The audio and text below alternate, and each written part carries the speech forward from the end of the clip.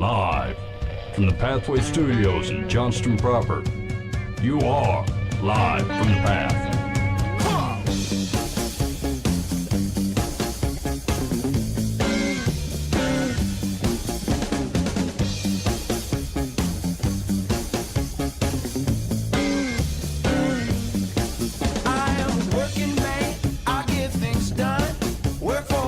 And you're listening to Live from the Path. We're coming from the Pathway Studios here in Johnston proper. It's good to have you joining us this balmy afternoon. Well, I don't know what it's like in your place. Hey, it's hot here.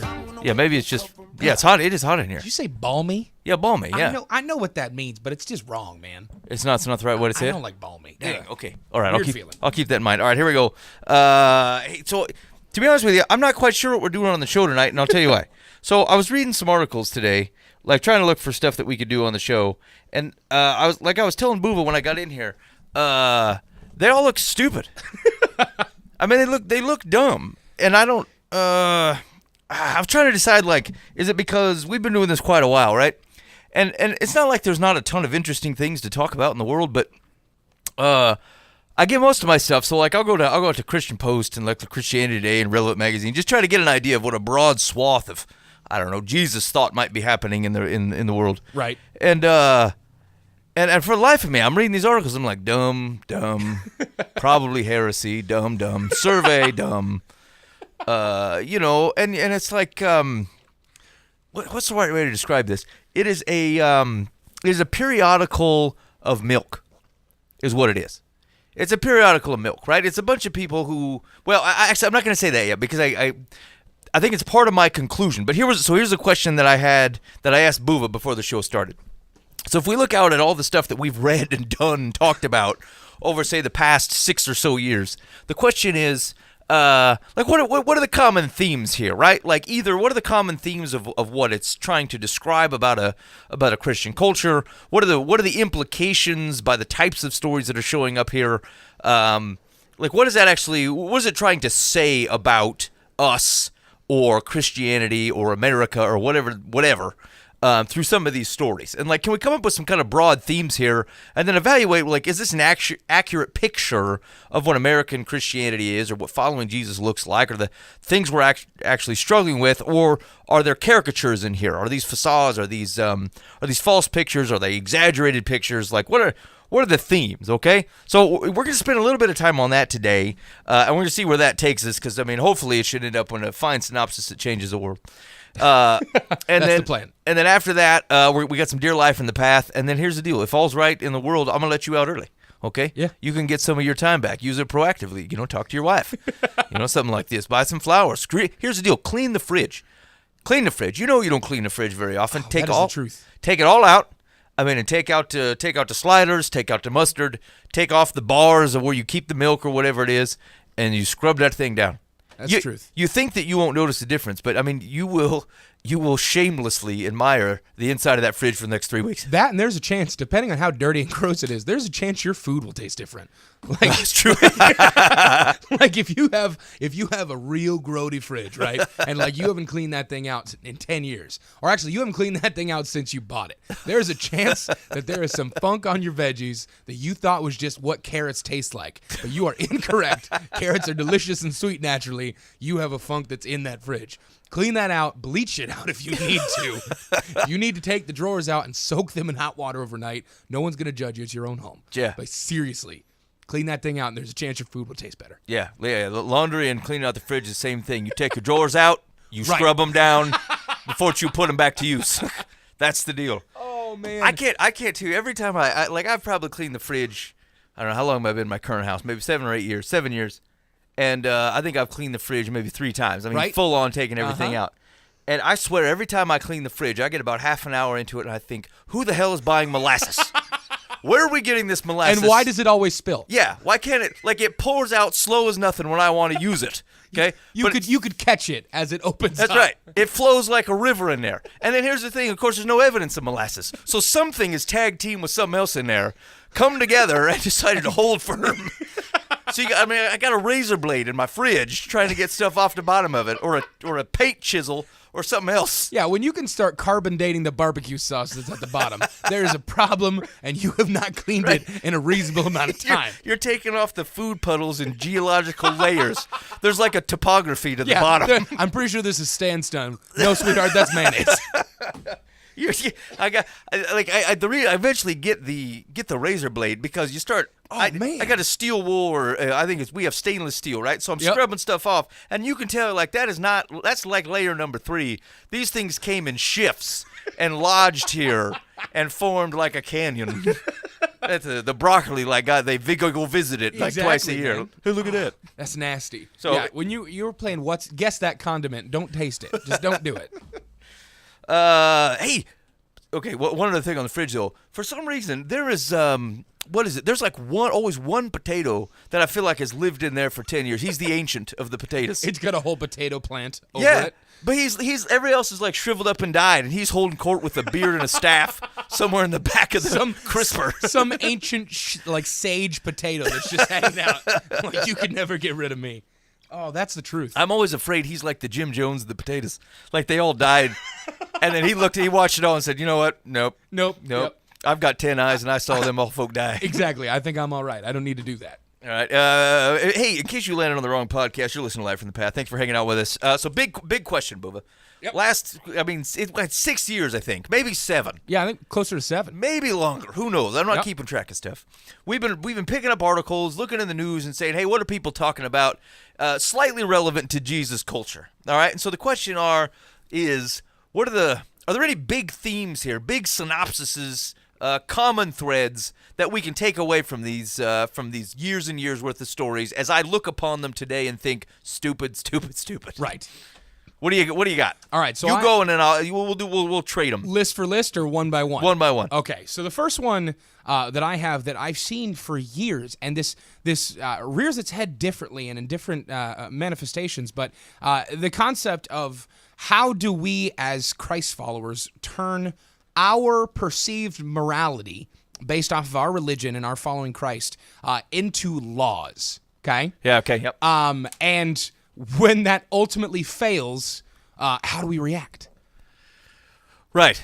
How do we put a fence around people, and then when they break out or they disregard the fence, how do we contain our anger? Exactly, right? It's the whole concept that we think that if we're trying to win people over for Christ, rather than actually going out and doing it the way that Jesus describes and the way that the whole Bible looks at it from a heart perspective and looking into that, we go and try and change our society. We try and change our government, and we say, this is a wrong moral issue, so we're going to pass a law about it. And you're not going to agree with the morality behind it, but you still should abide by this law, and we think it should pass.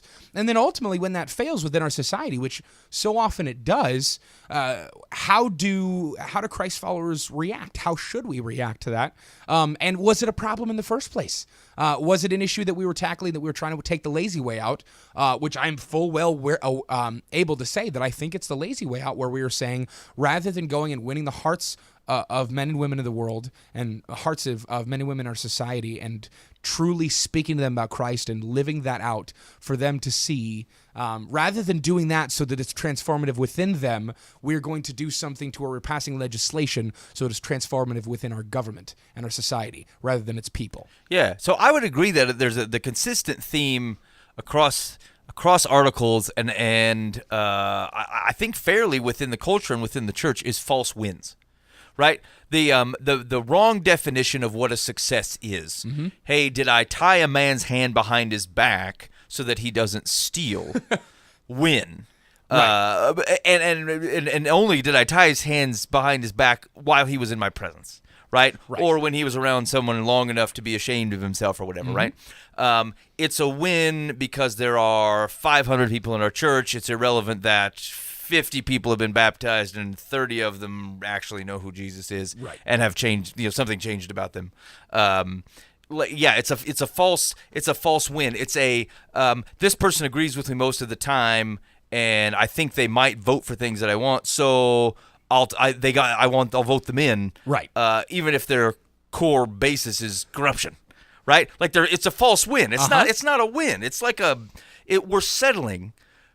Yeah, we're settling for things, and we're waving a flag at like embarrassing victories.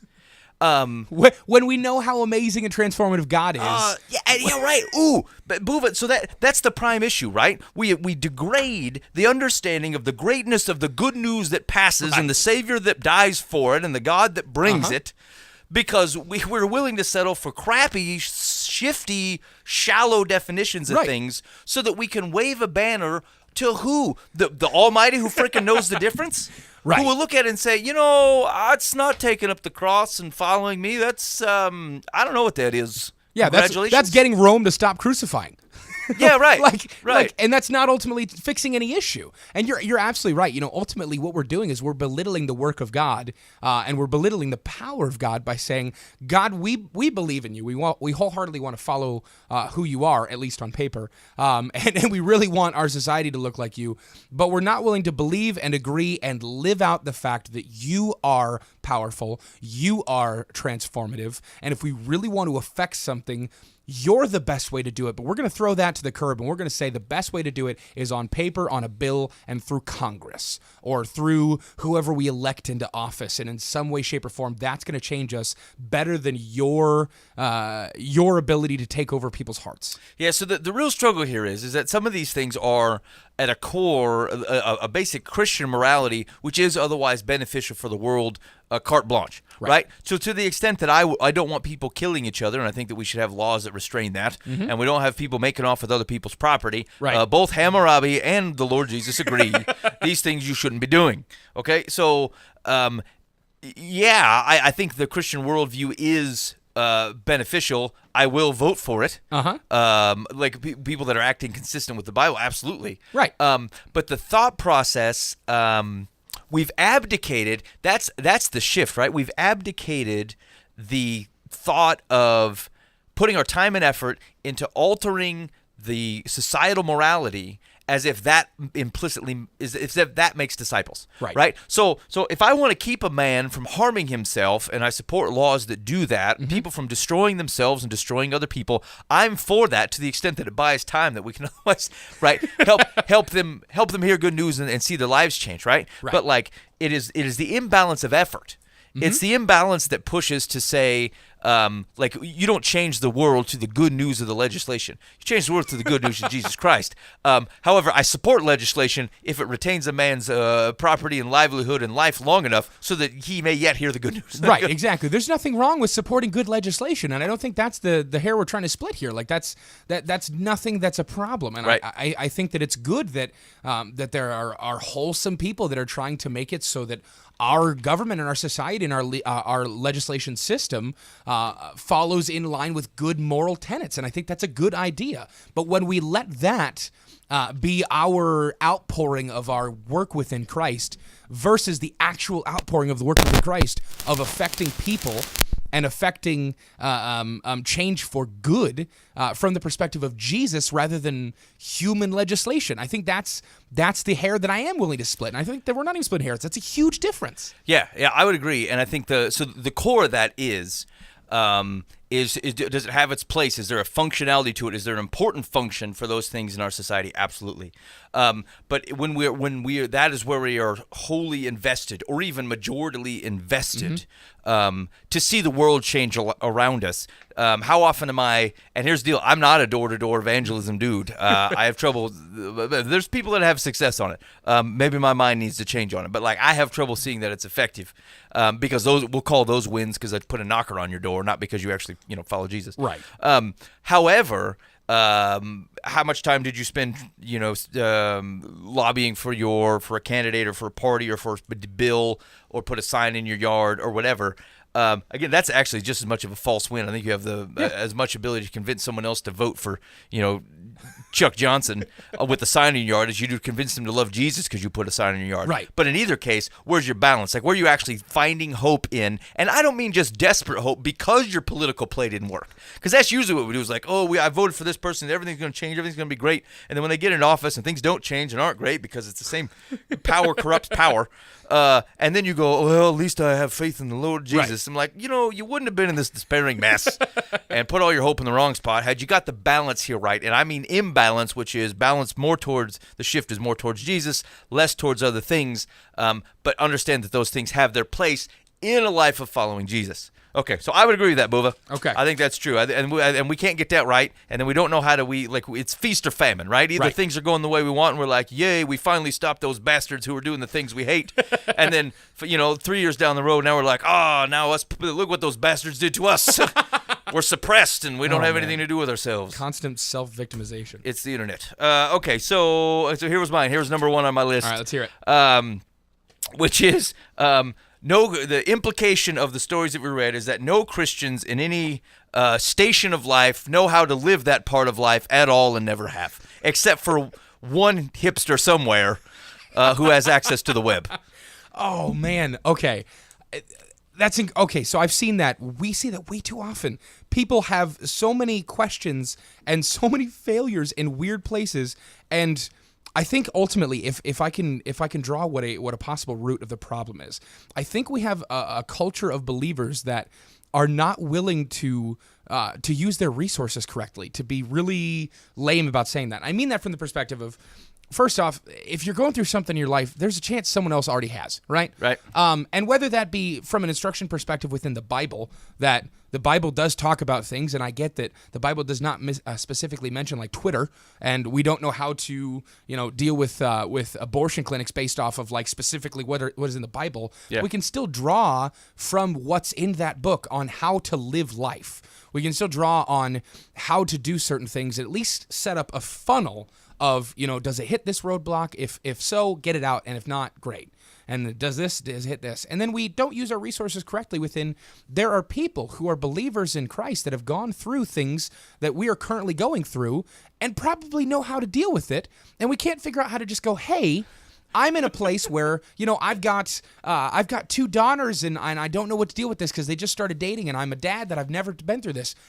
Go to your church or go somewhere. There's a chance that there's a dad that goes, yeah, I have 11 daughters. Yeah. The good Lord gave me 11 of them. Let me tell you step by step how I dealt with each and every one of them. Right. And I don't think that's the ultimate fix, but it's certainly a start to where we use the church not just as a building, but we use the church within the perspective of community. Yeah. And we actually use each other and lean on each other for accountability and guidance and wisdom, and have mentors set up for ourselves. And hey, you've gone through this. How do I do this? And how can I live through this?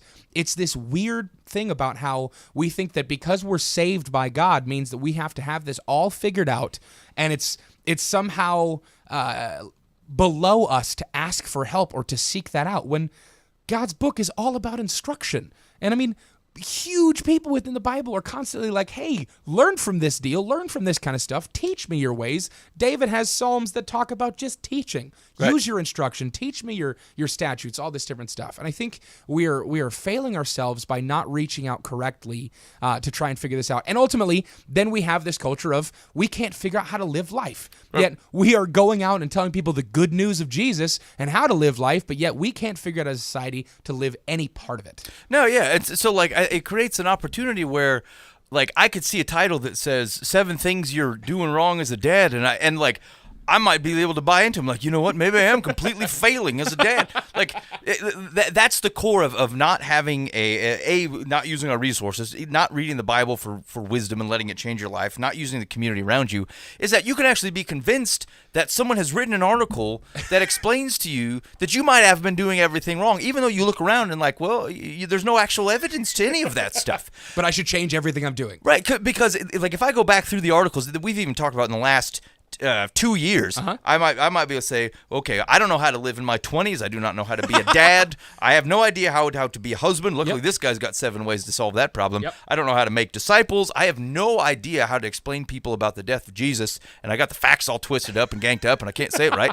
And we can keep the most disappointing thing about the continuance of those lists is the implication that we can be drawn into those, because we are not so confident that I would look at the list and say, whatever it is, man, I don't need it. Right. I think, or that doesn't have to be that in a pompous way. It's just to say, there's no way that my life is so jacked up and I missed Jesus and community and everything so completely that I need this guy's 7 points to change my life. Right. And so like if we're so far separated though from that identity that's there, or that Jesus gives us, that we might even think that we could be subject to these things, like that's a risk. Because like if you look at them, the core of all of them is an explanation that everything that you are doing you have on its face completely wrong, right? And you need to change it. And so it implies like however you got here the wrong way. What kind of infrastructure do we have? Right. It's Christianity that we got people who are like, you know what, I could be just dead jack wrong on everything I do. Hopefully this article has it right. Yeah, you don't even know how to die correctly, friend. 9 ways to die and get it right. Oh man. Yeah. Actually, first off, I think we live in this part of culture, and I don't know if it's a product of the internet or a product of just where media's at or articles are at or writing's at, but we live in this list culture. And yeah. I'm astonished by how many things have to be put into a list. And we were actually just talking about this. I don't know if this was on air or off air last week about, if we need to write a new article, editors must be just saying, well, do you have a list of some kind? Throw it in there. That's fine. We don't have a list in this issue. And then put whatever topic you want on it. The list of 9 ways to die, the list of 11 ways to better talk about your faith, the list of 3 ways to understand how Jesus died, and the 15 reasons you don't understand the Sanhedrin correctly, right? Like whatever, all kinds of stuff, which I'd be interested to see the article on 15 reasons I don't understand the Sanhedrin correctly. And I'd also be interested to see who the writer is and where's context coming from. But is that not how we? So here's the question: do we digest things those way because we've been groomed to digest in that way, or is that a right reaction to actually how people take things in? Because sermons do that too. Right? Right. Like, totally. Standard, you got to have X, you got to have a takeaway point. Have 3 subpoints. This is what you got to have. People are going to walk away from. These are the only things that they are capable of remembering. It's this, as an educator, like I actually, within previous jobs, have been an educator that teaches certain things and has to learn how to write lessons and stuff like that. And I actually found myself doing this as when I started writing, like I originally did it as lists. And then I looked at it and I'm like, this is absolute crap. Like, I'm not actually teaching anybody anything. I'm just giving them 10 things to memorize and then no actual context in anything, and nothing is going to transform or fix anything. And I don't know if it is a right response to how people learn, because it doesn't seem like it. Like, the Bible doesn't give very many lists of things. Like, there's a couple of them in there. You got a 10 Commandments. Yeah, you got a 10 Commandments, but then, like, and from a literary perspective, maybe Paul gives a couple lists of like sins that he talks about that churches are dealing with, or certain things that are going on. And there's things in the Bible that are listed out, but I don't think it's like, we have to digest Kings or First Kings in a list perspective. We don't have to look at each one of the epistles as a list of things to work on. It's just Paul writing a letter going, hey, this is what's going on. Here is where I'm at. Greetings to you. Let's talk about where you can be at. Let's stand fast in our faith and understand that Jesus is Lord. And if you're not there yet, here's why he is Lord. And I don't think we see that. And I think the Bible does an incredible job of teaching. Yeah. And I think that there are plenty of books in the world that have that kind of stuff. And there are people that are speaking today that don't have to speak in lists. But I don't know if it's because we think that we need them and we think that society expects them. And so we dumb down all of our thought processes into, here's the 5 things you need to know. I don't know if you're in a hurry, and I don't know if you just don't have the mental capacity right now to absorb more than 5 things, but it certainly seems like it. Maybe we should not orient our gospel presentation to the guy that goes, I'm in a real rush here. Can you give me the bullets? Exactly. That's the problem. That is the problem. We're not willing to study the Bible as it's written. We're asking pastors to study the Bible in its full entirety and break into the serious, deep context and language diving into this stuff. Like, I've done this stuff myself too, and it's fascinating. But then we completely miss that as leaders in our church because we think that we need to make the Bible convenient for the Sunday morning goer. And I'm not saying that is the problem. What I'm saying is it's sad that we have to do that for people's expectations to be met. Yeah, it makes me sad that we have believers that need to be spoon-fed every single thing in a list because they're not willing to take the time and fully engage in the fact that God's word is transformative and exists in a place where you can study it for hours. It does not need to be in a 20-minute message. It does not need to be in 3 bullets, then walk out of here with an action thing. It is ultimately something you can really dive into, and we miss that. Yeah. So it's it's a double-edged sword for me. Like it's let's do two-sided coin. Okay. Because I thought you were being cliche with the double-edged sword. Yeah, I know. I'm gonna pull it back.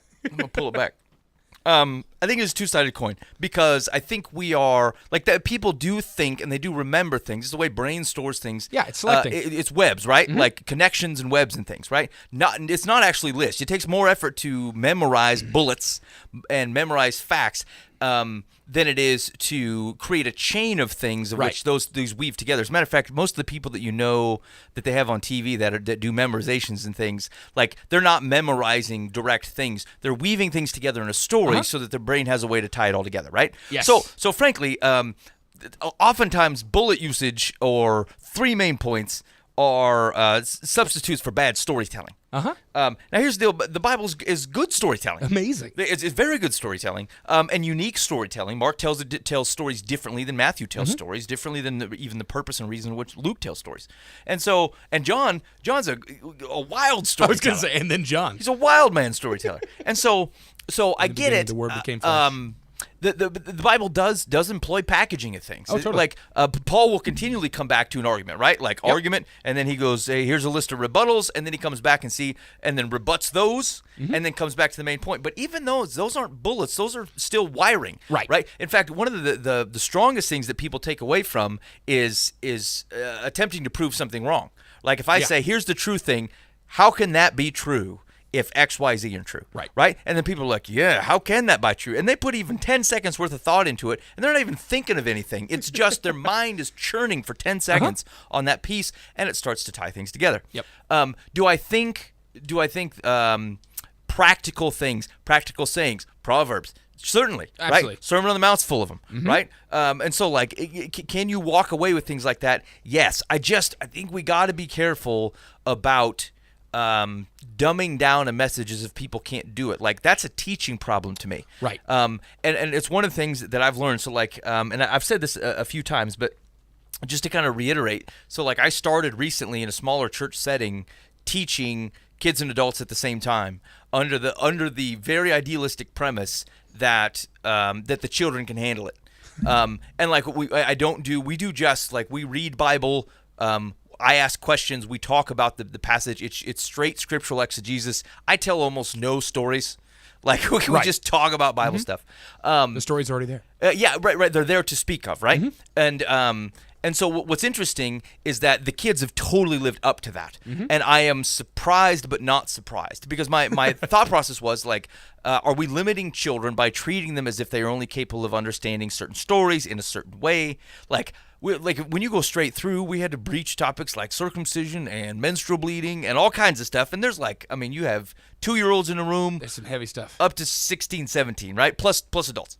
And so, anyway, like that doesn't say anything about the capability of that environment. What I'm telling you is that people, you can teach down to people and they'll meet you right there. Yeah. And you can teach up to people and they'll meet you right there. Yep. And that goes the same thing with things that you read, same things with the things that you study, right? Like if you're not, you should be reading, studying, thinking, talking, trying to learn a step above where you're at. Otherwise, you're not growing. You're just feeding into the thing you do. I study primarily from Erdman's New International Greek Testament commentary when it comes to some of the stuff I'm doing. One, because I don't know the Greek language well. I never learned it. I don't speak it.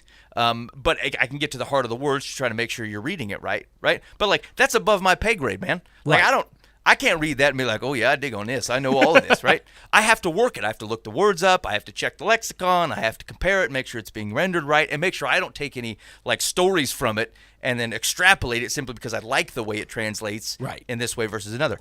So that takes me effort and work, but it's the right work because it's a stretch. It's helping me grow, right? And so if we are meeting people simply where they're at and not trying to help them grow, that is a limit. We are limiting them. And the posturing of which we do that is we say, well, they're not mine yet. Right? They don't. If the thing that we're interacting with them in is they just dropped in. Well, then actually you don't have any right to do that because you don't know where they're at. Right. But like if they are your responsibility, if they are your folk, right? Then I have that is your responsibility is to grow them. So you get this kind of mixed message of who are these people?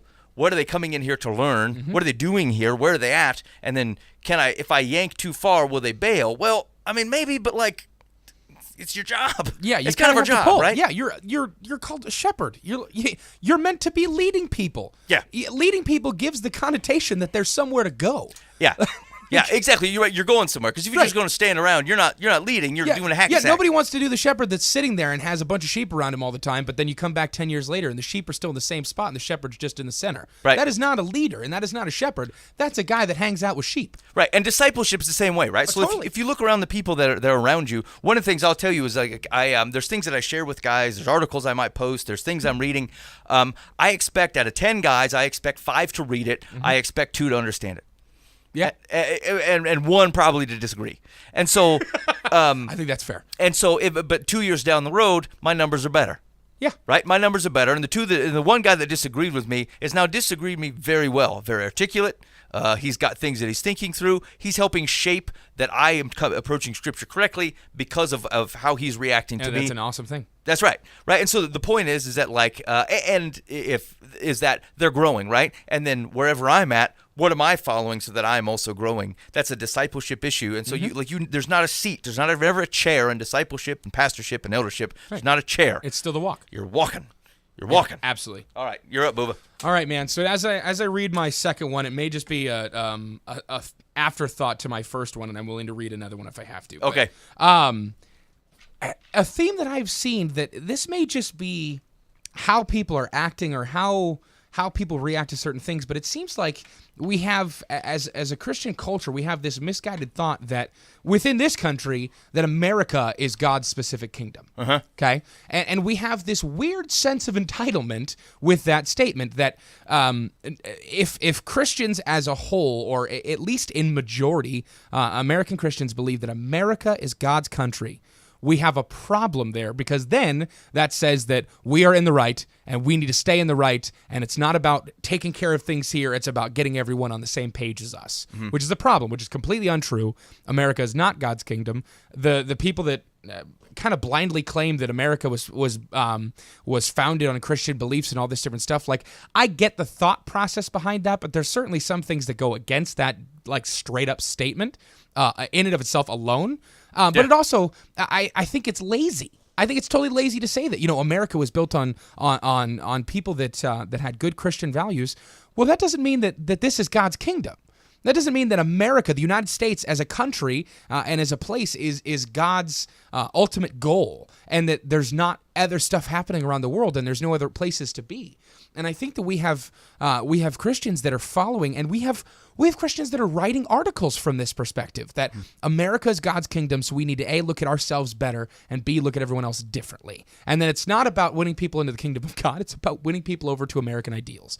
And then that kind of plays itself off into an outpouring of that as people trying to get morality into law, and that was why it was maybe an offshoot from my original statement. So I'm willing to read another if you like. Okay, yeah, go ahead. So one thing that I've seen that I don't know if this is a common theme or something that's happening within our culture, but it's this weird wallowing self-pity that we have for ourselves at our sin versus existing in the freedom that comes from Jesus' sacrifice on the cross. And that culminates into these self-deprecating thought processes where people who are writing articles or people who are talking about certain things are talking about what it's like to live within that guilt and within that place where there isn't victory in Christ, there's only guilt in Christ. And we have that outpouring into a culture that believes themselves to be more focused on what they're doing wrong than focused on what God has done right and how we get to that point. Right. So whereas we should be focused on the prize that God has for us and living day in and day out to that, we are existing in this place where we know God's prize for us, but we're more focused on how we screw up. And we're more focused on how we keep messing up and how do we stop messing up versus, well, how do we just follow Jesus? And those are two similar thought processes, and it seems to have the same outcome in thought process, but in action, which is super important within the Christian walk, it's a totally different thing. Paul talks about it when he speaks about living in the muck and the mire and jumping right back in. When you know that you've been saved and you know that you've become a follower of Christ, and you keep jumping right back in the muck and then existing in that, and then it just comes with this pity that happens for yourself. And rather than being transformed and running towards God, you're stuck in yourself. Yeah, you're right. Like one of the directions that you see in a lot of those articles is a consolation of being in that position. We have lost a little bit of the scriptural edge, which is stop doing that, and then you wouldn't feel that way. Right.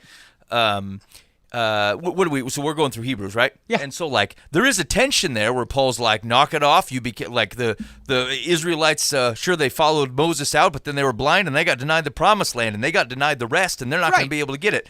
But Jesus, the high priest. Yeah, there's punishment, but that doesn't mean that there's not peace and salvation. Well, so then his warning subsequent to that is, you Hebrews run the same risk, right? Like you act like a bunch of jackanapes just because you got associated with this thing, and you didn't persevere to hit God's rest, and you'll wander the thing and be locked out. Yeah. And so I think the point is that like one of the things you can overdwell on is acting like you have no control over your situation. Here's the deal. I'm not saying you're going to live a sinless life, but that doesn't mean you got to bat 100 for 100, friend. Right. Okay? That doesn't mean someone who goes, yeah, I just can't help continuing to cheat on my wife and look at porn and steal things. And like, I hear you, but you can help it. Yes, you can. Yes, you can. Is capable of doing. Like, just because you're not sinless doesn't mean you're the captain of the ship, right? Of the sin ferry. All right. So I think that's one of the focuses, though, is like we spend a lot of time consoling people who are like, hey, just know that God knows you're going to sin. Yeah, I mean, he does, but he does.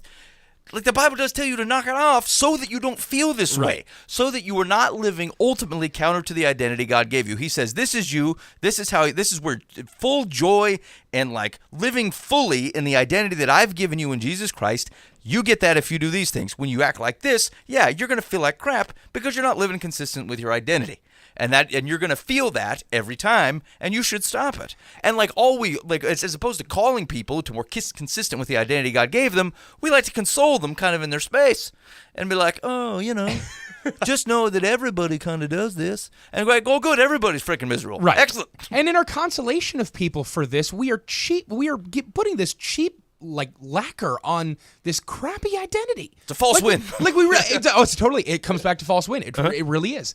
When we exist in a place where we fully acknowledge the power of Christ and the power of his death on the cross and what that did for us, right? And that ability for salvation, that ability for oneness with God, right? But then we focus mainly on the fact that we are sinful creatures and, fallen man, all the different stuff, whatever. Ultimately, all we're doing is we're giving ourselves an excuse to never change. And then we're cheapening the identity that God has given us and the ability to be like him. Yeah. And I mean, I agree. We are sinful. Yes. We will always sin. There's no scripture anywhere that points to a perfect being besides Jesus, Agreed. right? Like it does not exist, especially in human form. But that doesn't mean that we have to be sinful and always within that pitied place. Like we don't always have to be within sin. There is a chance that you can go 20 years without sinning and then screw up one day. There is a chance that you can beat porn. And there's a possibility for people, and I've talked to people, and the honest to God truth have told me, yeah, that's no longer an issue. But we get dudes and we get gals that are just stuck in something, and their response is, oh, I'm a sinful creature, it's no problem. Where the response should be, oh, I follow a God that is transformative and is powerful and is bigger than what I'm dealing with right now, and I'm cheapening his power in my life, and I'm cheapening the Spirit's ability to work within my heart by saying, oh, I'm going to sit here in this mud because that's who I am, versus I'm getting out of this because that's who Christ calls me to be. Right. Jesus' work is a reconciliation work, not a blindness. Right. Right? It doesn't say, it reconciles you so that you move from your state of being guilty to your state of now being declared innocent based upon what Jesus has done on the cross, right? As opposed to the fact that you just stay over there and you're not actually reconciled to the Father. Right. You just put on a different shirt and everyone's like, see, different dude. Right. But you know very well that you're still standing in the same spot. Yep. You're still not reconciled to God. Like you get that, right? And you feel that. And like you can complain about that stuff and kind of bemoan the circumstances, or accept the reconciliation and get your ass over there. Stop acting like that. Right. And here's the thing: is when you end up back again, and then you know that the work of Jesus reconciles you, get back in there. Exactly. So like I guess that's the deal, right? Is like when you're acting outside of the identity that you've been given through the work of Christ on the cross and through the blessings of God the Father, and you decide not to live that way, you are going to feel that every time. Absolutely. And yes, I think we can remind you that you've been reconciled so that you start living like it, as opposed to sitting off in the corner and kind of bemoaning your circumstances. We have a faithful high priest who has been tempted and who knows very well what you're going through. Like Paul's argument in Hebrews is a very, very drastic comparisons of stop being a jackanapes. By the way, Jesus, great high priest. I mean, he keeps coming back to that theme over and over again. Mm-hmm. And so, okay, I agree, Buva. All right, what's Here your we next go. one? My number 2 was surveys are worthless because nobody agrees on terms. Oh, totally. We don't agree on definitions here. We cannot ask basic questions of broad groups of people because we do not agree on terms. Oh, and ultimately, I think that one of the other things that completely just throws aside all statistical data from surveys is if you are asking Christians, right, to answer a question, you're asking everyone from the guy that shows up on Easter with his mother-in-law. Right. To the people who are leading focused, Christ-driven churches that are truly doing work and are transformed within the power of Christ. Right. You're asking those huge difference in people the same questions and expecting their answers to be the same. Yeah. And so we get this, 37% of all Christians say that Christmas isn't real. It's like, wait, what? And then 67% of Christians think Jesus was a great guy, but the other 33% are not convinced. It's like, hold up, what? What? Yeah. The premise is off, right? 28% of guys shave their legs, and you're like, I can't take any of this data anymore. I can't even trust dudes. I don't know why, from a sociological perspective, we feel like we need to get statistics on Christianity. Like, I don't care about the statistics on the entirety of Christianity. I care about the guy that's sitting next to me, and I care about the guy across from the hall from me. Jesus does not ever ask you to think about Christianity on its whole.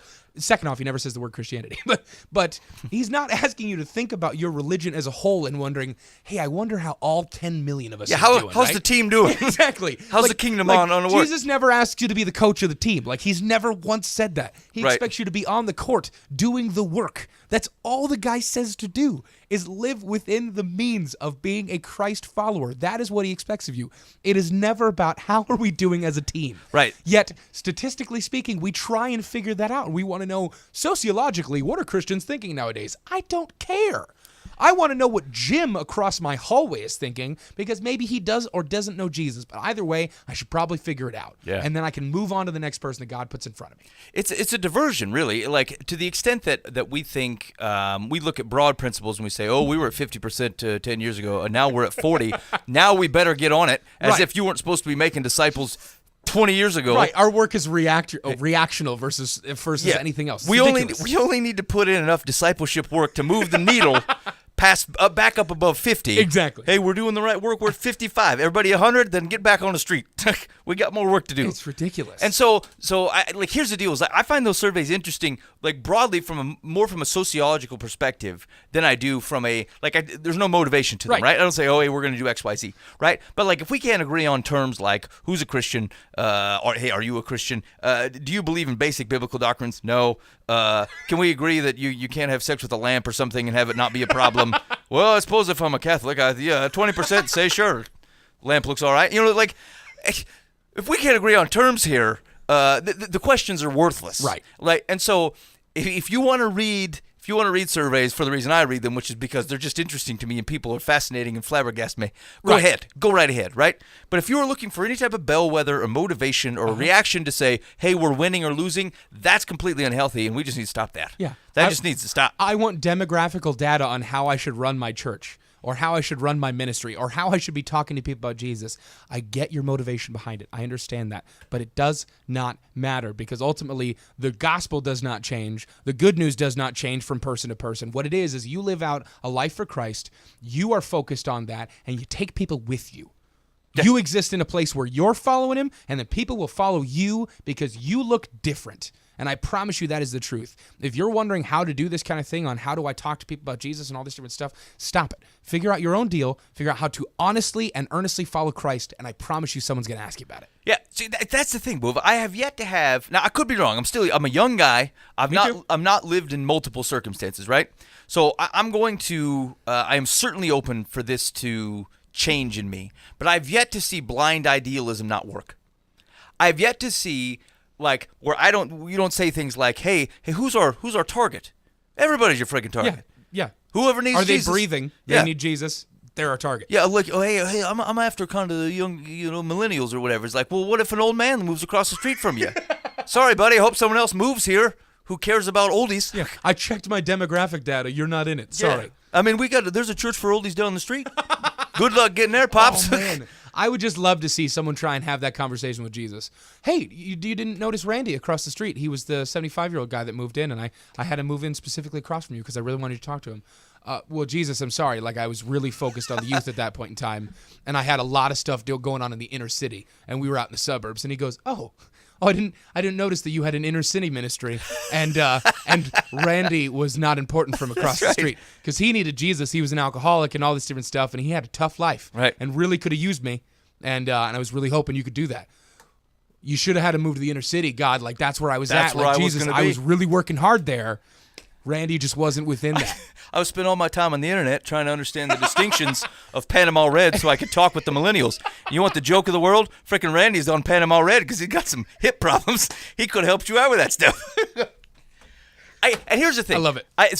Some of that's not fair because there's no pastors, no church, there's no Christian in the free world who would describe themselves as that way. Say, I only do millennials and I would know Randy. Right. However, here's my caution would be is that when we frame interactions with people and say this is what I do, and these are the people that I target, especially when it comes to churches. Like, if it's not everybody, I don't know why. I don't like. Well, do we? And if I say, well, I can't, and even the thought process of kind of taking our eyes and saying we cater to this. I mean, Randy, I learn a lot from guys like Randy. Oh, totally. Right? And so, and maybe I need a Randy in my life who could look at me and say, hey, your idealism actually, it hits a sinful world and ain't going to work, right? Granted, the 10 people you run into, it seems to be hanging out, all right? So I'm willing to be wrong here.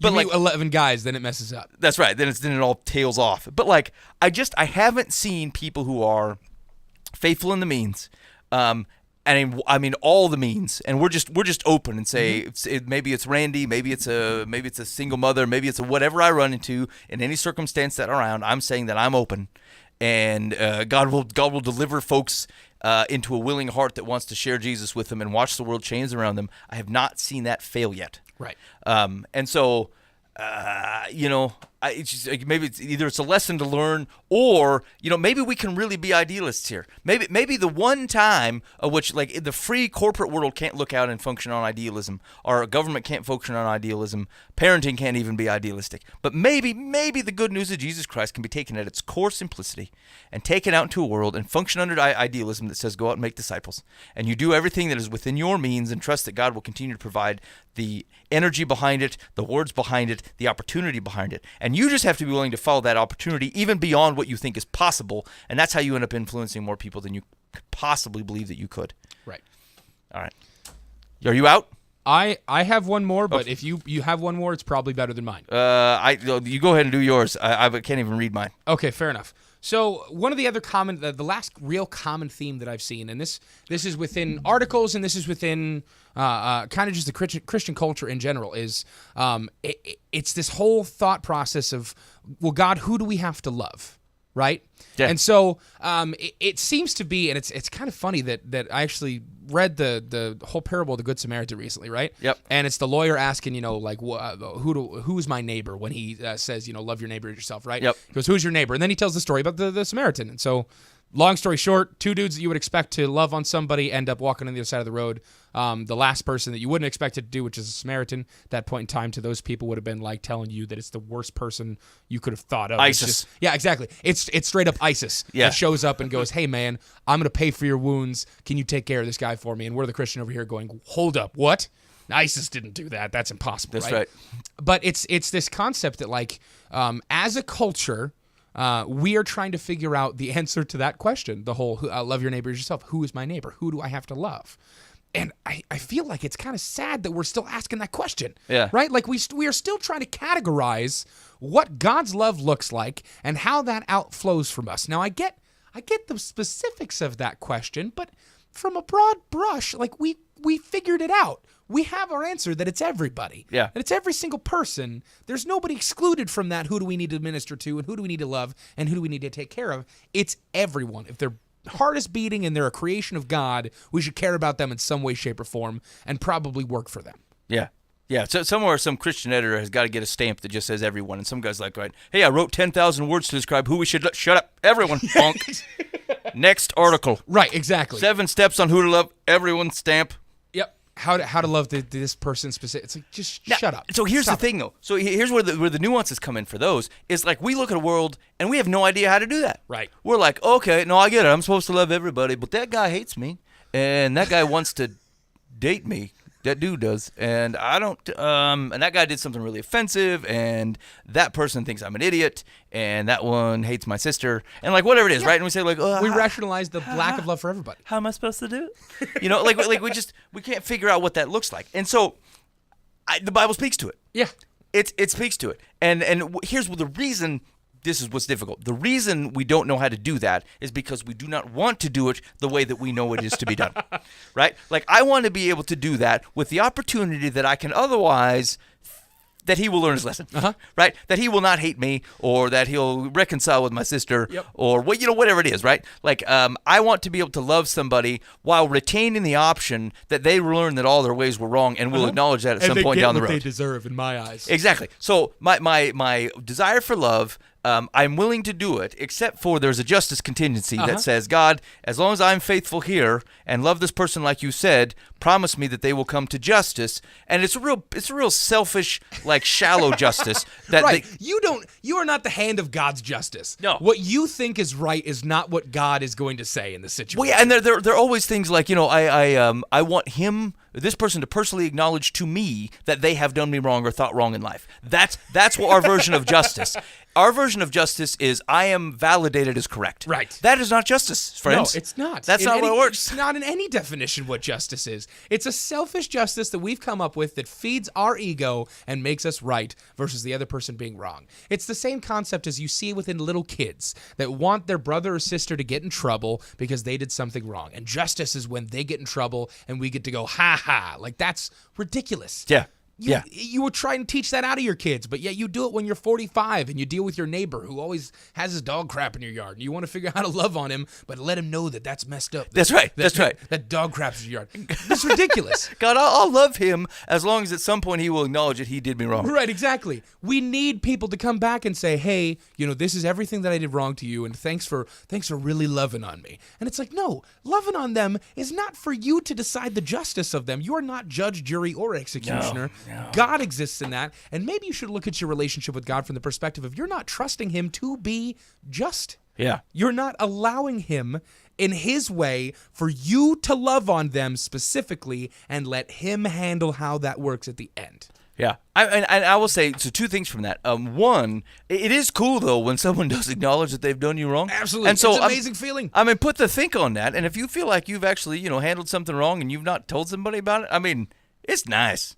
It feels freeing for you and them. Yeah, it's really cool. So, I mean, go ahead and do that. I think it's a positive thing.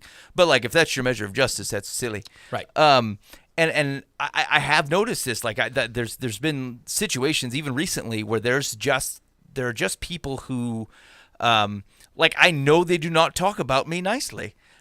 Like, they will to my face. Right. But, like, and they know better. I think they're not saying quite true things, but it could be possible. And they're just not. They're not right representations. It just depends on the moment and the crowd. Right. And so, I just happen to be privy to some of that, and I think to myself, man, I don't want to forgive this, or I don't want to move on from this. I'm upset about it. And right. then, and what I know in my heart and in my mind is that, it's not a thing. It's just not a big deal to me. My sense of justice is not the crux here, as to whether there is a reconciliation, of which I'm the only guy who's aware of. And like it is, it's just not necessary. Right. And I can move on from that, and should, right? But there's just a nagging part of me, like when I can let stuff go, give it another month or 2 months, and then I run into this person or I see something go on, and I think to myself, yeah, I'm still waiting for that apology, friend. when will we be reconciled to my justice? Oh, man. And so, the one thing that I know that I'm thinking about, all right, even though I'm rebelling against it, is that I feel ridiculous. Right. In that moment, I think to myself, it's true, but no, this is Right. we're not doing this. We got to let this thing go.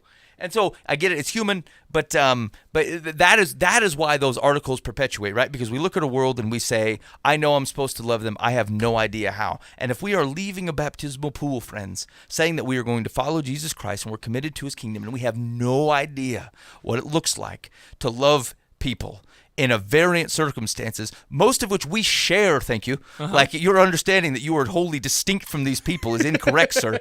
All right? And so it'd be like, honestly, like practically, tangibly, we look at it in the world and said, I don't know how to love you. I don't get and it. like, that is a Christian community problem. That is not a one guy's problem. That is, as a group, if we don't got this crap together, we really need to think on this, put the prayer on it, figure out what to do with ourselves when we don't know how to love people. But it's an honest reflection of where our culture is at. Where some of these, I think, are overblown hyperbole of where the Christian culture is. I think that is the number of those articles is an accurate representation of where we are as a Christian culture, myself included at times. And it is a failure of ours to live consistently following Jesus and an empowering community that encourages people, that broadens our perspective, that doesn't surround us by only millennials. Right? That here's the deal. It's a risk. It's a risk that groups you into pods and says, this is the group of this, this is the group of this, these are the group of people that are kind of like this. You don't get around other people, even in your own church community, in your culture, and so you don't spread it out. There's a way broader group of people that I run to at work. I'm sure you ran into this, right? Different age groups, different backgrounds, different cultural things,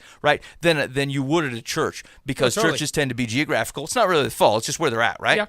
Yeah. Same types of folks, or they become hyper focused on things, or you get into a specific thing. Hey, I'm going to go to the adult study. Okay, completely reasonable, right? It's where adults study. Yeah. You know where I've learned the most? Freaking sitting in with them kids. Oh, totally. Because their questions are awesome, and they're honest. Yeah, right. And it's not about posing for making your question seem like you're the deep thinker. Yeah, exactly. It's about like, hey, I didn't understand who Jesus was. Great, let's talk about that for a second. Yeah. How is Jesus God's son? Awesome. Let's have that conversation real quick. Right. I'm not certain where dinosaurs are. I appreciate that you asked that question, kids. Let's talk about it for a second. That's more honest than the guy that knows the answer to his own question going, well, specifically in talking about Jeremiah and his reaction to this certain situation. It's like, dude, you're asking that question, so I feel like you know more. Yeah, right. Sorry. Right. No. That's true. And so, like, again, it's a double-sided coin, because, yeah, you get around groups of people who are thinking similar ways and you grow in those things. That's awesome. That's really good. But, like, just got to be careful on the balance with that thing. Yeah. Just don't shift yourself off so that you literally look around and say, I don't know how to love anybody. Right. Unless they're in my small group. Right. If you don't look like me, talk like me, act like me, I don't know how to love you. Yeah, It's right. like, wow, way to not understand the message of Jesus at all. Right. Hi, I'm a Christian, and I think lamp sex is fine. Where do you start? Well, foundationally, there's some stuff we need to here's the deal. Put that on the table. Figure out how to love that guy. Yeah. No, I mean, don't take him in your house or anything. Especially if you have nice lamps. Find a neutral location, preferably in a park. Something. Just an industrial building with no lamps, just ceiling lighting only. Oh, man. Halogens. Something. All right. Something with a guard. All right, what's your fourth thing? Or your third thing? What do you got? That went off on a rough tangent. Okay, so, and this gets to the peripheral of some of these stories, but, like, there is nothing that any type of criminal mastermind or atheist or whatever or other religion, like, there's no sin out there being committed that a group of Christians ain't doing as well, and trying to either defend themselves on or basically have no reaction to it all, right? Like, they're most difficult stories because they're kind of funny because people are acting like stupid. Like, right. like that guy that fled naked, the pastor who was running naked. Pastor in Florida that ran away naked from the lady. Nude people running away is funny, right? Like on its flat out. That's even in the Bible and funny. That's what I'm saying. John Mark starts a trend, and now everybody doing it. Drop the loincloth, run away. Everybody's heading out in the nude. And so you think to yourself, like, on its face, you're like, nude people run away, that's funny. And then this guy, this crackpot comes up and he's not leaving, right? He's going to remain pastor of church. And you're like, oh. Wait, what? What? And then you think to yourself, like, there just aren't. This is true biblically, just like it's true in stories today, right? Forever you want to look, this culture's going to hell in a handbasket. Come on. Come on, man. Look, every Christian that answered that freaking survey done running nude out somebody's house somewhere. Right, exactly. And so, like, the stories that are in some of these things, it's flabbergasting, but, like, it reminds you honestly of the depth of sin, the deceit of an opponent who otherwise will attempt to convince you that these things aren't happening or they're not that bad. Now, don't get me wrong here. As much as you've been reconciled, don't wallow in your sin. It doesn't mean you don't recognize it rightly. Right. It is what it is. You need reconciliation because you looked at God, said, I'm going to do as I please, turned the other way and ran nude the other direction and required Jesus to reconcile that. God bless him that he did it, right? But like your sin is still, it's bad for you. It creates distance between you and God. It's offensive to the Father. Like, it's a bad deal. Right. It's a bad deal. So I'm not diminishing that at all, but I guess what I'm saying is that like you need to be careful how you look at a world, and it goes back to that we don't know how to love people, is because we've created distance between us and them, as if that is something we've done on our own accord. Right? The only distance between us and them are the distance of which the Lord Jesus Christ has died and drug us back into reconciliation with the Father as a good and faithful high priest. Right. Right? Otherwise, you'll be standing right next to these guys, likely in the nude, likely running from a house somewhere. Okay? And then saying, I'm the better. Yeah. Oh, yeah. And I've got this under control. And you, because of who you voted for or because of the circumstances which you do, you know what? You know what I've noticed? So I know a lot of Christians. I mean, a ton of them, right? Yeah. I'm confident that I know more people who are not Christians who are faithful charitable givers, and people that are doing charity work, actually like changing the lives of people positively. And it should not be. I mean, I'm glad that they're doing it, but like that it should not be. It's funny now that as I take a step back and think about that. That's true within my life too. Like, I know more people who do not claim to be Christians or Christ followers that are doing better jobs of a lot of the things that Christ followers should be doing than the Christ followers are. Like a Samaritan. Yeah, exactly, right? Like exactly. It's Right. the Samaritan that's doing the better job of charity than the priest is, right? And then we have the audacity to look down on other people for what they're doing when we're sitting in the muck with them and going, "Hey, you're wrong because of blah blah blah blah." But by the way, you're doing a better job than I am at this stuff, right? Right. Like, we as the church have certain duties that we have to do, whether as the bride of Christ itself or as in people who love Jesus. We're supposed to be taking care of people, yet we have shirked our responsibilities. And socially speaking, there are people who do not claim the name of Christ that do a better job of taking care of people than we do as a body, which is ridiculous. Yeah. It's absolutely ridiculous. If we are truly following the word of Christ and following his tenets and following what we're supposed to be doing, we are supposed to be the force within culture that is there for change and positive things that are happening in people's lives. But what we are is we are a force that is existing in a place where we are above everyone else in thought, but not in actuality. It's ridiculous. Right. Well, somehow we've taken good news and we've made it good gossip. Right. Like Oh my gosh. Right. It's a tabloid. Because news is true. Yeah. News is true. It impacts your life. It changes the world around you. You start to look at things differently because of how you know this thing to be accurate. Right. And somehow we've been able to convert this thing to good gossip. It sounds really juicy, but like it's only something you pass around between the fellas. Here's what it could be. Over coffee and good opportunities or whatever, but it doesn't actually change your life because it's not real. It's not a true thing. Then we're surprised by people who don't believe in what's happening. Yeah. Yeah. like we have the audacity to be surprised by someone who does not believe in the transformative power of Jesus when we are sitting here having supposedly gotten out of the muck and put on our white clothes. Oh, and by the way, I got some stains on me. Yeah, right, exactly. That's right. How do you not believe that a baby was born from a virgin? Because you've seen this good gossip that we've otherwise been distributing. Yeah, exactly. Right? Like nothing has happened within my life, but I certainly know the right words and phrases. How can you not understand that a man was actually physically within a whale? Right. Right. So like, I hear good news. I see it in people's lives. I read about it, right? Like, I'm taking it in and seeing Christianity change the world. You tell me dude lived in a fish. I'm like, you know what? Believable. I believe it. Exactly. I believe it. If we're truly living out the way that Jesus expects us to do, and in a way that literally our lives are no longer the same because we are followers of Christ. There's similarities because we're human, but there's no real similarities between who we are now and what we used to be. You no longer have to explain science first what happens in the Bible. People just go, I don't give a crap if stomach acid of oil would eat a dude alive. That God changed that guy's life and millions of others. He can make a friggin' whale not digest a guy. Right. It can be done. It's no longer an issue. The cosmos are no longer a thing that tells us that we're just that small in an expanse. It is now a thing where, we're that small just to show us how big God is. Like, that is no longer a fight that we have to have. Right. So like, I believe, so we're on the other side of those examples, right? Even the other side of Jesus' miracles, where like the impact of the good news of the gospel I have seen and believe to be true, that otherwise makes me not doubt miracles. Right. In Jesus' time. It's the miracles that help affirm the message. Right. The power of the message and how it has transformed the world helps me believe those miracles on this side of it. And so we look at people who reject all that stuff, and here's the thing. They're not running into good news. Right. They're running into good gossip that we have good answers to that doesn't actually change the world. And that's not a works-based salvation, friend. It's the natural implication of hearing good news and having it change the world. Right. You have people who are constantly corrupting the thought process that God is a transformative God and that he reigns and rules supreme, right? Like we have that. If we lived that out as a body of believers and a body of Christ, we would no longer have to have these kind of conversations where we're constantly having to prove that God exists. Right. We would be having to have conversations where too many people are showing up at our door because we don't have enough time to minister to the amount of people that want to find Jesus because they've seen what he does. Yeah. Yeah, and here's the thing: God has always been in the identity business, right? Like you Totally.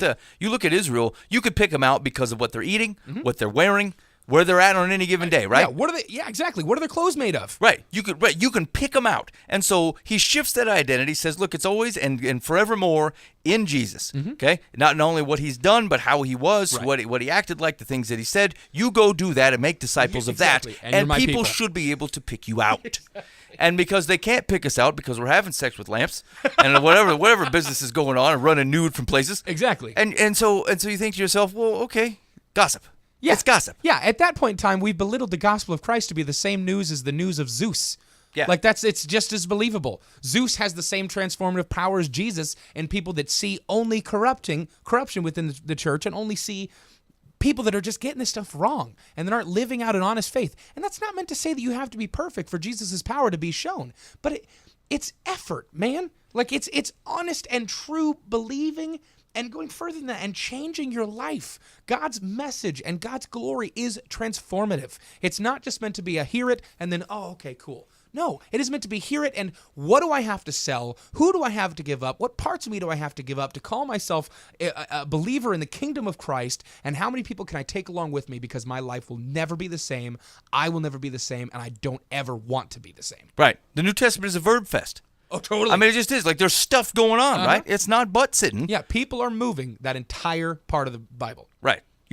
Perseverance is not just like a willpower issue, right? You doing something. Right. You persevering in light of who Jesus is. Yeah, exactly. It changes the world.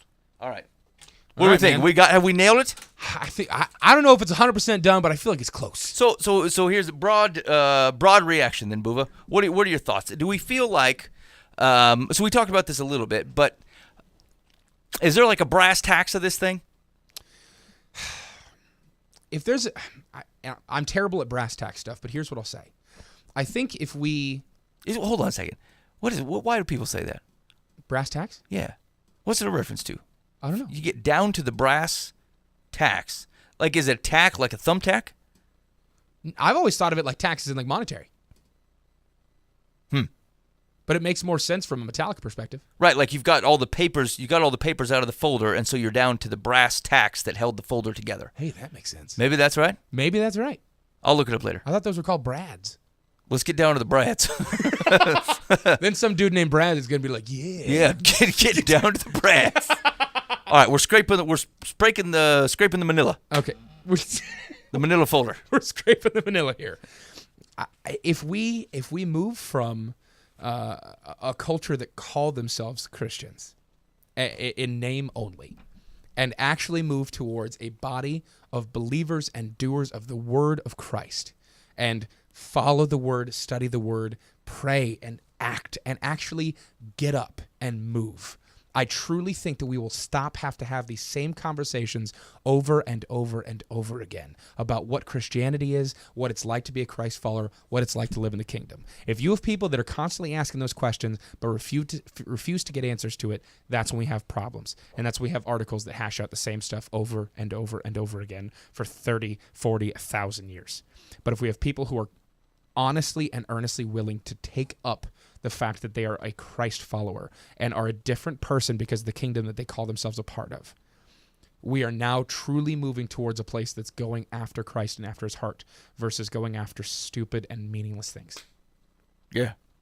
Yeah, no, I would agree. I think at the core, it's an identity issue. Yeah. Right? Who are you? Well, if I'm a Christ follower, I follow Christ. You do the things he does. That in and of itself is an action statement. Yes. I do. Right. I'm going to. It is not just that I agree with what he's done. It's not just I have. I'm not a Christ acknowledger. Right. And it's not gossip news. It's not good gossip, right? It is good news, which means the things that I believe are true things. They've altered the world. I am called to follow and do the things that Jesus has done because that is my identity. That's what you do in the kingdom. You don't agree to live in the kingdom and then decide you're going to take a chair and live however you want to live. Right. People in the kingdom live a certain way. And so that's the core of these, isn't it? Is, hey, how do I blah, blah, blah? How do I love this type of people? Right. How do I do? What is my actual identity? How do I know if I am a Christian? Blah blah blah blah. Like these are all kingdom questions that A, the Bible answers, and B, are found in the identity of Jesus, and C is the same identity that's passed on to you. Yep. Brother of Jesus, share in the kingdom,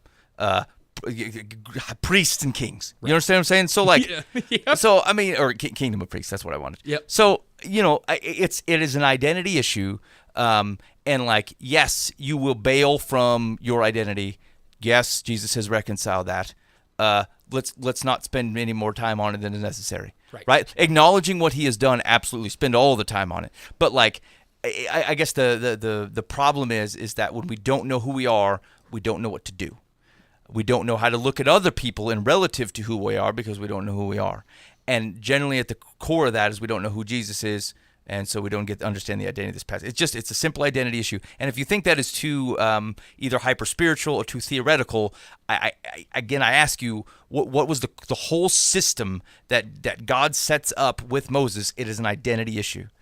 He gives law to tell his people how they are to behave. It is an identity. This is who you are. This is how my people dress. This is how they act. This is how you'll be different from everybody else around you. Exactly. It wasn't intended to say everything else stinks. It says this is what my people will do. This is how people will know them. Right. We've been giving a higher calling.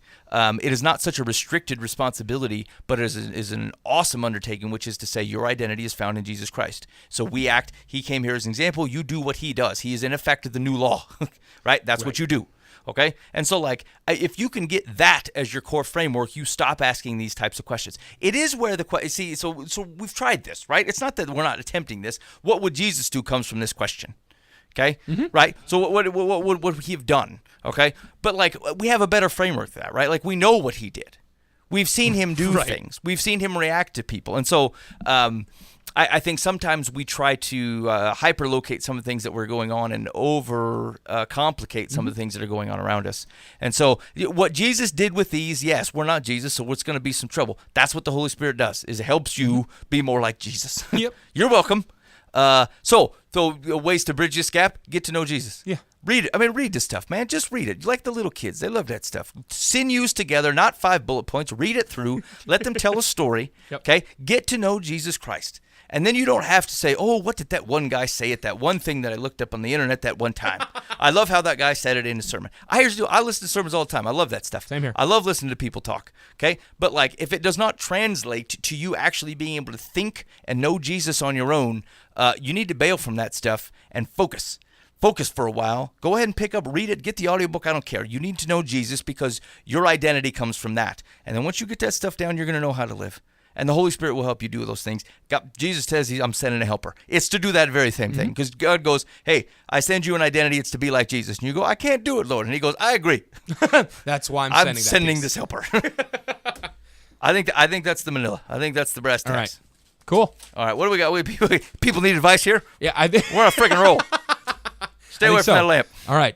Dear Live from the Path, my friend has decided she can no longer tolerate my husband. Oh, man. She feels he doesn't respect her. This is far from the truth in my mind. We've supported her emotionally and financially from time to time for many years. My husband does have a habit of making clunky jokes, anything for a laugh or to fill the void. But a real friend should see beyond that to the loving, supportive person he is at his core, in his heart, and forgive. We are now banned from her social group. I find this very harsh, cruel even. I guess my friendship doesn't count as I'm being thrown out with the perceived trash as well. I'm depressed and angry, and I want some kind of revenge and to hurt her back. I was so happy with our little group. Now it's been taken away from me. Advice? I've got follow-up questions. I don't think I can answer them, but I can. I will build the persona of who I think she might be, and I'll try and answer your questions. What are your follow-up questions? So the question number one is what is the makeup of this social group of which one woman can chuck a couple, and everyone else like will abide by this? They are they're in like a neighborhood group. They're all friends along the street, and this gal has been here longer than these people have, and so she has more power and is able to throw them out. She's the queen of the. She's the head of the of the homeowners. So group. she can say, "Hey, Yeah. we don't talk to the Smiths," and they're like, "Yeah," and everyone else is like, "Yeah, we don't talk to the Smiths anymore." Yeah, that's Yep. unhealthy group of people, and You should be excited that you're out of that. you're well rid of them. Thank you. Next social group. Yeah, so I mean, I would be concerned about. So just thinking of my group of friends, right? That ain't happening. Right. Right, it ain't happening. Like Boova goes, "Hey, we're not talking to Ben anymore." They'd be like, "What do you mean we ain't talking to Ben?" I'm going to talk to Ben. Yeah, we're gonna talk to Ben. Why don't you work out your own? In fact, get in there and work out your problems. Yeah, exactly. As Christ followers, we're going to go, well, okay, that's not how that works. Yeah, we're not gonna Go and figure out that relationship and love on them, and he will love on you. Yeah, this seems like. Have you seen the cartoon version of Horton Hears a Who? Yeah. Where that kangaroo Kangaroo. lady's like Beelzebub or something like Beelzebug. I don't know. They're trying to get that burn the thing. It's bezelnut oil. Bezelnut, yeah, bezelnut, boom, boom, bezelnut, boom, boom. Anyway, so that's what it feels like here, like some sort of tyrant of a kangaroo woman. Exactly. So and the Wickershams, who are the gorillas, are the ones who are going, yeah, let's drop them. Yeah. So like, I mean, so a couple things, right? So if she's in the wrong. So you're gonna. I mean, I could say you're gonna have to let that go, but that's a little difficult, right? Because like obviously she's done something to harm you. So I mean, I assume you've attempted to reconcile. Like she doesn't really describe the fact that whether she's gone back and tried to. Okay. Here's where I'm kind of at though. I don't think I can assume that she's tried to reconcile. Like I really don't think I can. Like maybe she's just offended and. I honestly think like this the kind of person that says. I'm depressed and angry, and I want some kind of revenge and to hurt her back. Like, that's the same kind of conversation you have with a 9-year-old. That toy was taken, and now they're going to take that toy from someone else to get revenge and to hurt them back. Like, that's ridiculous. How can you be a grown woman or man and make the decision that consciously you are willing to think the thought that I want revenge and to hurt them back? And not only think that, you're willing to seek out advice on how to correctly do that or if that is wrong or right. Yeah, right. If you need to figure out, based off of someone else's opinion of you, if wanting revenge against someone and to hurt them back is a justifiable place to be in, you're probably not a good spot to begin with. Now, practically speaking past that point, it sounds like she's hurt you. It sounds like you have a legitimate reason to be upset. Agreed, yep. If she's tossed you from the group and the group has abided by that, again, you're probably better off and probably should find a better homeowners union to be a part of. Would you say bezelnut? Bezelnut oil, yeah. Bezelnut, boom, boom. Exactly, I gotta find it. Okay, go ahead. First off, there's a good chance that you're better off. But if you're in this place where like you've been hurt by this person, a conversation may go further than you think it will. And maybe there's a long period of hurt from this person between your husband and them, and what you perceive as unharmful is very harmful to them. Obviously, they thought so because they weren't just trying to toss you out for no reason. Well, yeah, or at least hopefully they weren't. Yeah, because I mean, here's the thing: if you live around a guy who's constantly making, cracking jokes or whatever. Yeah, there's a chance you're annoyed too. That's right. But maybe you've gotten used to it, right? Or like and because you know him well. You know his cracking wise ain't intended to be hurtful. Right, exactly. Right? But like that doesn't mean someone else isn't going to feel it that way. And so you know what? Dude, grow up. Stop cracking wise. Like it's not appreciated and she's obviously not taking it in the right way. And so first of all, if the husband has caused hurt, I think he should apologize. Right. And the woman should go and try to reconcile on this thing because you're right. It could be that she's just the question is like, is this perceived? That the group has turned against me? Because, I mean, this really seems irrational to me. That this a group has turned against me. Right. And so... That sounds like a bunch of children. Yeah, it's right. Like recess. So I think I wonder if it's a perception issue. She's like, she's turned them against me. But, like, no one's actually done that. Right. Go talk... In fact, so I would try that. If it doesn't work out, go talk to the other people in the group. And Boo was right. They give you the cold shoulder. They're weird. There's no reason to go after that Get out of stuff. Stepford now. Yeah. There's just no reason. I mean, you're better off. So I would say try to handle it the best you can. Try to seek reconciliation. Talk to your husband. And like, here's the deal: regardless of whether it was good natured or not, if he has harmed them, if she's harmed this woman and made her upset, he should apologize and try to alter his behavior. Right. Here's the deal: I've done that. I've done that before to my own kids. I've said something that I thought was funny, and frankly, maybe it was funny, but like. how they did not take it that way. It was hurtful to them. And like I had to apologize to my children because even though I did not intend it, that isn't how it was heard. And like I don't what am I standing by saying no, you're not hurt, it's funny. Like what to what value is that? Right. And so I said, look, I'm sorry. I don't mean to say things that are hurtful, and I need you to tell me if I do.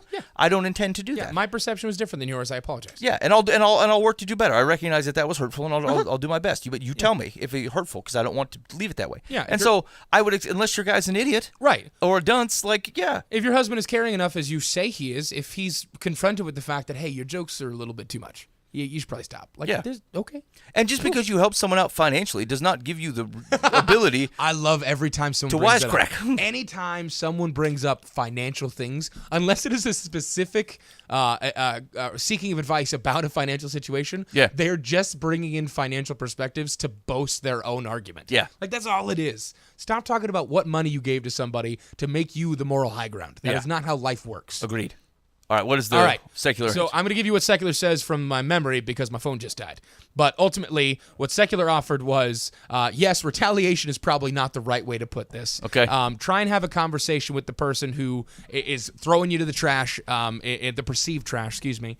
Ultimately, time is our most precious commodity, and any time spent aggravated against the person is time wasted within the relationship. If after the conversation you still haven't seen anything happen within the relationship with this gal or this gal and your husband, seek out socialization within that group individually versus the whole group. If she's trying to put you on the kibosh from the whole social group, maybe you should spend time with them individually if they'd be willing to do that. Yeah. Okay. So, I think that makes a lot of sense. Yep. That's secular advice. Okay. All right. Well, that's it. That's all right. We're gonna call that a day. I think we did all right, man. Yeah, I think we hashed out some serious and big stuff tonight. Yeah. So now here's where we're ruined, Buva. We're ruined because now what am I going to talk about? Right. We're gonna have an article next week, and we're gonna be like, oh crap, we talked about this. Yeah, we've straightened this thing out. We don't need to talk about this junk anymore. We're just gonna show up with that stamp that says "Love Everybody." Love everybody. And we're just gonna put that on the cameras. And just keep saying "Love Everybody" over and over again. And our show is going to lose all of its viewers. What does that even mean, boo-boo? How do I love a man who loves the banjo? What does love look like? I don't know. Maybe Jesus says the Samaritan is the one who loves him, and he's the one who takes care of him physically and spends time with him. And when he can't, he makes sure somebody else does. Yeah. I love that part. We'll get into that later. Yeah, okay. Now that we can talk about. So maybe if I can leave you with this then. So what do reasonable Christians talk about, Buva? What do we do on a show like this then? If we're not going to bat around that junk anymore, I'm not saying that. We might. It's late at night and it's sweaty in here. That's truth. So it's and as those surveys are interesting to me. So I was going to say, sociologically, we're still going to be in those surveys. Yeah. So I mean, but how do you spend your time rightly? I don't know. Maybe instead of being reactionary, be proactive. Yeah. And I think that's an easy answer too. That's read your Bible.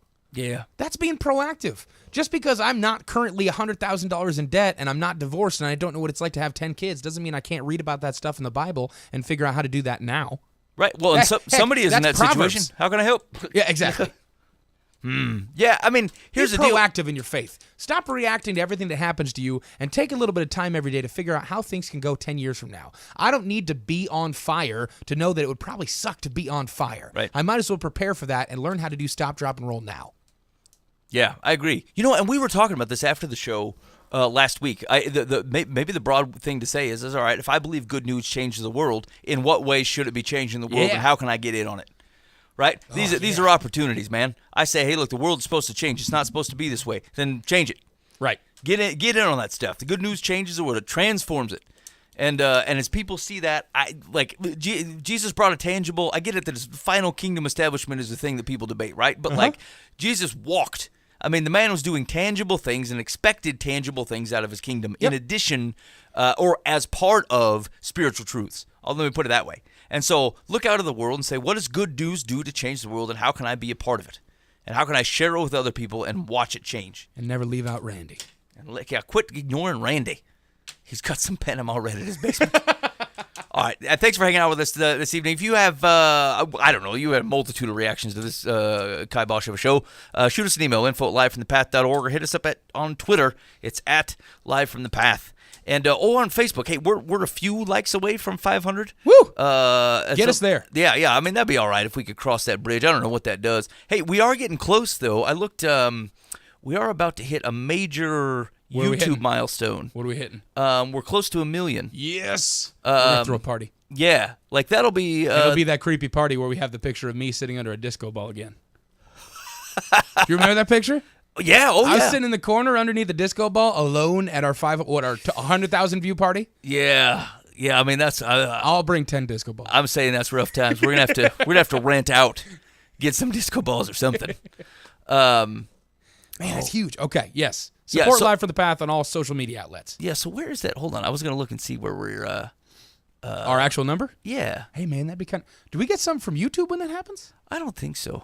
Oh, come on. 1 million hits? They've got to send us something. Maybe it's a signed caps for sale. Because you and I both know that's like 350,000 of our views. No. Yeah, that's true. Almost everything's coming from the caps. Caps is where the big money is at. Oh, man, we need new caps for sale, too. Here we go, Machin. Let's see where we're at here. We are at 842 subscribers. Okay. So we're close to 1,000. Hey, that's cool, too. Oh man, I can't see the Hey, man, I subscribe to stuff, too, though, and I don't listen to any of them. Caps for Sale got 681,000 views. Man, double what I thought. Freaking Caps rocks it. All right, anyway, I'll take a look around, see what I can find out. But that's coming up. So, like, I don't know, if you engage in that type of thing, I mean, that would be great. Go ahead and get out there and like things and share things. And I'm going to post a new a Michael Leverton video. We have another one from when he was in the studio. Yes. And so I will post that so that we can you can share that around, and that'll be good. Awesome. And what else did I see? Oh, hey, man, Wayne Stewart's got his next book's coming out this week. What? He's got book number 2 in the Zeb Dalton bookshelf there. And Nice. yeah, dig on that. I'll pick that up. Okay. You guys take a read of it Probably get and that hook where up with Wayne. any major outlet books are sold or online. Yeah, you can definitely get it online. So I don't know if there's physical copies. I know it's definitely digital. though. Ebook in general. Yeah. Got it. Yeah. All right, that's it. I don't have any tunes to let you out today. That thing's not working right. So I'm just going to let you go. Boova's got the background music. Thanks for hanging out with us. Be faithful in the means. God will handle the ends. You've been listening to Live from the Path.